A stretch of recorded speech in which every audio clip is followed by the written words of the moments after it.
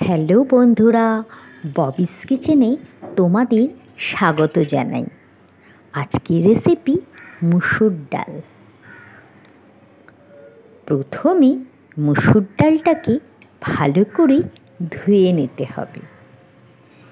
এরপর তাতে একটু জল দিয়ে 5 মিনিট রেখে দিতে হবে।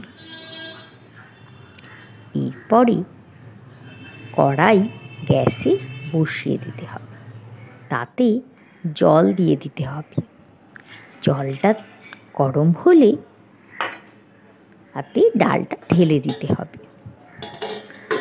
তারপর আবার একটু চাপা দিয়ে দিতে হবে।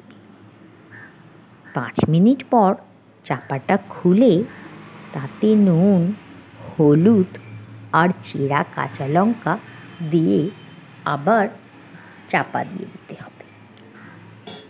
5 মিনিট পরে চাপাটা খুললেই আমাদের মুসুর ডাল সিদ্ধ হয়ে যাবে। এবারে ওই ডালটিকে একটি পাত্রে ঢেলে দিতে হবে।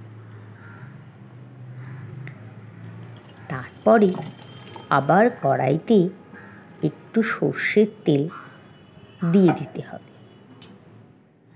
তেলটি গরম হলেই তাতে কালো জিরে, শুকনো লঙ্কা, তেজপাতা, পেঁয়াজ কুচি আর রসুন কুচি দিয়ে ভালো করে ফোড়ন দিতে হবে।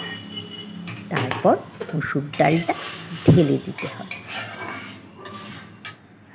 ব্যাস, আমাদের মুসুর ডাল সার্ভ করার জন্য রেডি।